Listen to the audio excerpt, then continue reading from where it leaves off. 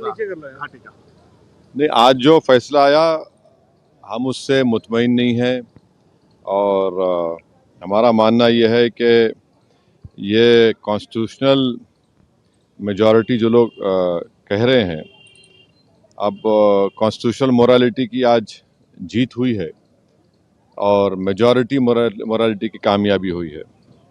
इसमें कोई दो राय नहीं है कि कश्मीर हमेशा से भारत का एक अटूट हिस्सा रहा है। बट अटूट हिस्सा जब हम कहते हैं तो उसका जो रिलेशनशिप है यूनियन से, उसको तो आप डिनाई नहीं कर सकेंगे। और ये जो कॉन्स्टिट्यूशनल रिलेशनशिप कश्मीर से यूनियन का रहा है वो परमानेंट हुआ है। जो कॉन्स्टिट्यूंट असेंबली डिसॉल्व हुई है कश्मीर की। और दूसरी बात ये है कि किसी एक सेमिनार में चीफ जस्टिस ऑफ इंडिया ने कहा है, मैं अंग्रेजी में पढ़ देता हूँ, कि public deliberation will always be a threat to those who achieve power in his absence. अब क्वेश्चन ये है कि जब आप एब्रोगेट कर रहे हैं स्पेशल स्टेटस, पूरे स्टेट को कर्फ्यू में लगाकर 356 लगा दिया आपने, इलेक्टेड असेंबली नहीं है, तो फिर कश्मीर में डेलिब्रेट किसने किया बताइए हमको, किसने क्या डेलिब्रेट किया? और बोम्बई में फेडरलिज्म को कहा गया कि बेसिक स्ट्रक्चर का हिस्सा है। फेडरलिज्म के माने ये है कि स्टेट की एक आवाज़ है, उसका एरिया ऑफ कॉम्पिटेंस है, उसको कंप्लीट फ्रीडम ऑपरेट करने का। अब पार्लियामेंट कैसा बोलेगा असेंबली के लिए? और पार्लियामेंट और कैसे पार्लियामेंट एक रेजोल्यूशन पास करेगा जो असेंबली को पास करना था? तो मेरे नज़र में 370 को जो एब्रोगेट किया गया है ये वायलेशन है कॉन्स्टिट्यूशनल मोरालिटी का।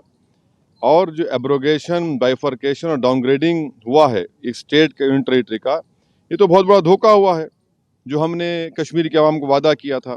मैं पहले भी कहा हूँ, आज भी कह रहा हूँ कि अब ये तो लेजिटिमाइज हो चुका है कोर्ट से, तो कल बीजेपी को कोई नहीं रोक सकेगा चेन्नई, कोलकाता, हैदराबाद और मुंबई को यूटी बनाने के लिए।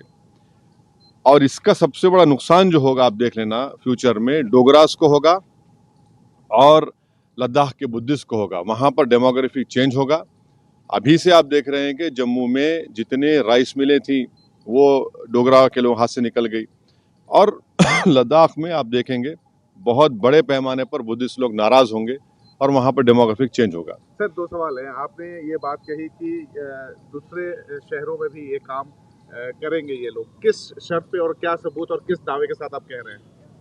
देखिए, आज आपने एक स्टेट को 3 यूटी बना दिए, वहाँ की असेंबली भी नहीं है, वहाँ 356 है, पार्लियामेंट उनके लिए बोल रहा है, असेंबली नहीं बोल रही है। आपने यूटी बना दिया उन लोगों को 3 को।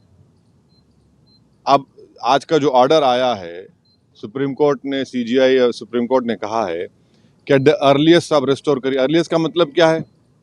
जैसा कि सुप्रीम कोर्ट ने कहा कि 30 सितंबर की तारीख दी कि चुनाव करा दीजिए, अब अर्लीस्ट का मतलब क्या है? और लद्दाख के यूटी को उन्होंने अपहेल्ड किया है। अब वो लद्दाख में क्या पावर्स है बताइए? पहले तो भी काउंसिल में कुछ पावर से, अब तो एलजी डिसाइड करता है बजट उनका। तो ये आप कल किसी को भी करेंगे, आपको जरूरत ही नहीं है 356 लगाने की। आप कहेंगे कि भाई चलो ये लॉ एंड ऑर्डर मसला है और इन चारों को यूटी बना दो, तो खतरा है वो, उस खतरे से कोई इनकार नहीं कर सकता। जल्द चुनाव होना चाहिए, डेमोक्रेटिक वहाँ पे स्थापित होना चाहिए। अरे चुनाव तो सुप्रीम कोर्ट ने कह दिया है। हमारे लिए आज का जजमेंट डिसअपॉइंटमेंट है। सुप्रीम कोर्ट सुप्रीम जरूर है, मगर आप स्टेट होल्ड को एट द अर्लीस्ट रेस्टोर को। अर्लीस्ट का मतलब क्या है? यानी आप यूटी कर दो और फिर आप बोल दो हाँ अर्लीस्ट कर दो। अब अर्लीस्ट कब होगा भाई? आप कब हुआ था? 2019, आज कितने साल हो गए? अब तक आपने रेस्टोर नहीं किया। अब चुनाव होंगे, चुनाव के बाद देखा जाएगा। सबसे बड़ा नुकसान तो जम्मू के डोगरा के लोगों को और लद्दाख के बुद्धिस्ट को होने वाला आगे जाकर। चुनाव लड़ेंगे अगर ऐसा होता है? डॉक्टर कल ने कहा है कि अब हम अपनी राय दे चुके हैं। हर एक अपनी राय दे सकता है। आप चुनाव लड़ेंगे अगर वहाँ पे चुनाव होते हैं? देखिए, छोड़िए ना, अभी आज का दिन जजमेंट के ऊपर है। अब चुनाव लड़ेंगे नहीं लड़ेंगे वो बात की बात।